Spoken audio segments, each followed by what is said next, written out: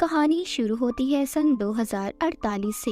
ये वो वक्त था जब जमीन पर रहने के लिए कुछ भी नहीं था और बाकी जितने भी रिसोर्सेज जराए बचे थे उनको हासिल करने के लिए मुल्क एक दूसरे के साथ लड़ रहे थे। इसी के दरमियान हमें रिक की फैमिली दिखाई जाती है जिनको आलीशान मेंशन मिलाया गया था। यहाँ पर आकर पूरी फैमिली बहुत खुश थी। रिक की फैमिली में उसकी बीवी एबी और उसका बेटा था। तभी इनको पता चलता है कि यहाँ पर 13 ऐसी और फैमिलीज हैं जिन्हें यहाँ पर लाया गया था। उन पर रिसर्च होगी, एक्सपेरिमेंट तजुर्बे किए जाएंगे जिसके लिए यहाँ पर साइंटिस्ट की पूरी टीम मौजूद थी। अगली सुबह हमें इस प्रोजेक्ट के प्रोफेसर हेड दिखाए जाते हैं जो बताते हैं कि आने वाले 10 सालों में जमीन पर सब कुछ खत्म हो जाएगा, कुछ भी नहीं बचेगा और तब इंसान जमीन पर नहीं रह सकेंगे। उस वक्त हमारे पास सिर्फ एक रास्ता है और वो है टाइटन, जो कि जमीन पर रहने के बाद दूसरा ऐसा जरिया है जो कि एक बहुत बड़ा चांद है। मगर इस वक्त इंसानों के लिए वहाँ पर रहना मुमकिन नहीं।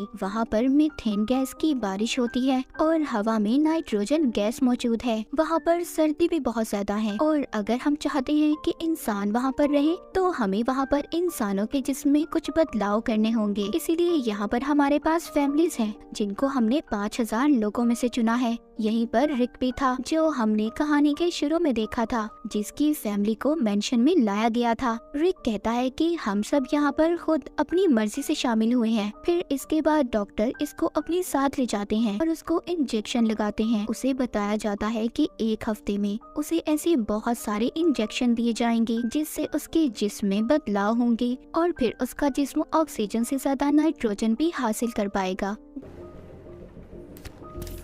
जब रिक के घर में पार्टी थी, उसकी बीवी जिसका नाम एबी था उसने बहुत ज्यादा शराब पी ली थी जिससे उसकी तबीयत खराब हो जाती है। रिक जब अपनी बीवी को लेकर जा रहा था तो रिक की बीवी एबी देखती है उसको तो बहुत तेज बुखार था। कुछ दिन के बाद जितनी भी फैमिलीज थी सबको एक एक्सपेरिमेंट के लिए पानी के पूल के पास लाया जाता है और ये देखा जाता है कि कौन पानी में कितनी देर तक बिना सांस लेकर रह सकता है। पर एक एक करके सब बाहर आ गए थे मगर रिक और एक लड़की 40 मिनट तक पानी के अंदर ही बैठे रहते हैं। 40 मिनट के बाद लड़की का दम भी घुटने लगा था, वो पानी से बाहर आ जाती है पर रिक पानी के अंदर ही था। आहिस्ता आहिस्ता उसके दिल की धड़कन भी कम हो रही थी। वो बाहर रहकर उसकी हार्ट रेट को देख रही थी। इससे पहले कुछ होता रिक खुद ही बाहर आ जाता है। सब उसके लिए तालियां बजाते हैं क्योंकि उसने सबसे ज्यादा वक्त पानी में गुजारा था। इसके कुछ दिन के बाद हमें दिखाया जाता है कि रिक को एक सर्जरी के लिए लाया गया था।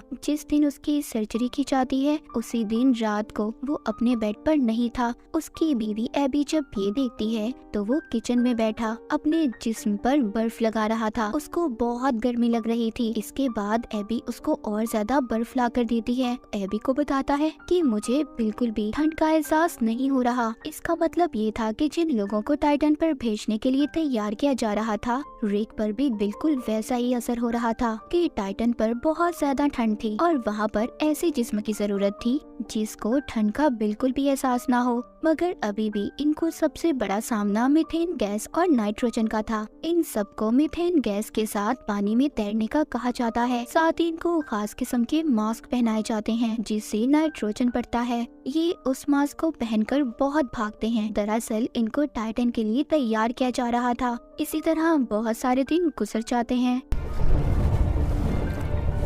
एक दिन रिक जब बाथरूम में था तो वो देखता है उसको हेयर फॉल हो रहा था, यानी कि उसके बाल बहुत ज्यादा उतर रहे थे।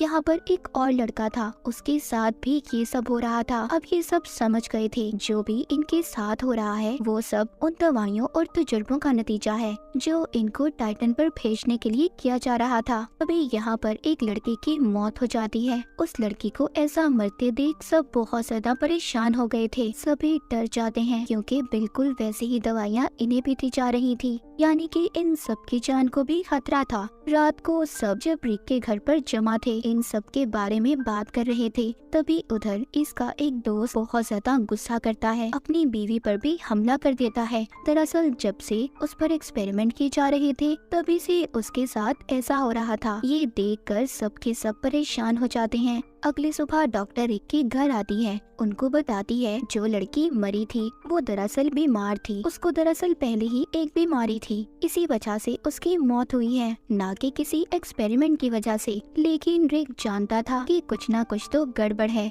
उसी रात उसको उल्टी होती है जिसमें खून आ रहा था। उसकी बीवी उसका ब्लड सैंपल लेती है क्योंकि एबी भी एक डॉक्टर थी। अगले दिन रिक को दिखाया जाता है वो पानी के अंदर था, उसकी जिल्द भी उतरना शुरू हो गई थी। इस बात से वो बहुत ज्यादा डर जाता है। उधर दूसरी तरफ एबी उसका खून का सैंपल लेकर लैब में जाती है। जब वो उसको टेस्ट करती है तो उसको पता चलता है कि रिक के जिस्म में बहुत से ऐसे केमिकल शामिल किए गए हैं जिसके बारे में पहले नहीं बताया गया था। एबी इन सब के बारे में प्रोजेक्ट प्रोफेसर हेड से बात करती है मगर वो उसको कुछ भी नहीं बताते। अब रिक की आंखों का ऑपरेशन किया जाता है ताकि वो अंधेरे में भी देख सके।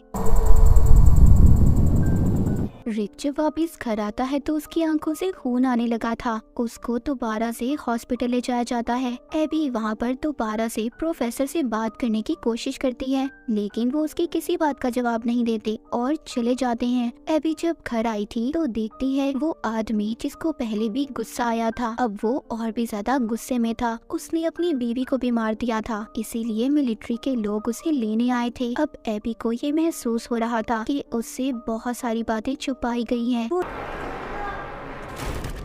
रिक का कार्ड लेकर उसी जगह पर जाती है जहाँ पर सभी की फाइल्स को रखा गया था जिन पर एक्सपेरिमेंट किए जा रहे थे। ये जो वहाँ पर चेक करती है तो उसे पता चलता है जिस लड़की की मौत हुई थी जिसके बारे में बताया गया था कि वो किसी बीमारी की वजह से मरी है कि उसकी मौत तो इन्हीं एक्सपेरिमेंट की वजह से हुई है। उधर ही एबी प्रोफेसर को देखती है जिनकी नासा के लोगों के साथ बात हो रही थी। वो उन पर इल्जाम लगा रहे थे कि उन्होंने इंसानों पर ऐसे तजुर्बे किए हैं जो सरासर गलत हैं। उन्हें जल्दी सब कुछ बंद करना होगा। उनको सजा भी होने वाली है क्योंकि उनके खिलाफ केस दर्ज हो चुका है। अगले दिन प्रोफेसर हेड्रिक के घर जाते हैं, उसको और एबी को बताते हैं कि उन्होंने सारे एक्सपेरिमेंट इसीलिए किए थे ताकि वो लोगों को टाइटन पर भेज सकें। वो कहती हैं मैं खुद भी नहीं जानता इसका अंजाम क्या होगा। सब लोगों का डीएनए अलग है। मैं नहीं जानता कि सबके जिस्म पर दवाओं का क्या असर होने वाला है, मगर हाँ रिक एक ऐसा इंसान है जिसका जिस्म इन सब चीजों को बर्दाश्त कर सकता है। और रिक तुम्हारे अंदर अलग तरह से तब्दीलियां हो रही हैं। वो कहते हैं जब सारे एक्सपेरिमेंट पूरे हो जाएंगे जिन पर एक्सपेरिमेंट किए जा रहे हैं उनका जिस्म एक टाइटन क्रिएचर में तब्दील हो जाएगा। इन्हें होमो टाइटन कहा जाएगा, मगर हम नहीं जानते कौन कैसा होगा क्योंकि सबका डीएनए अलग अलग है।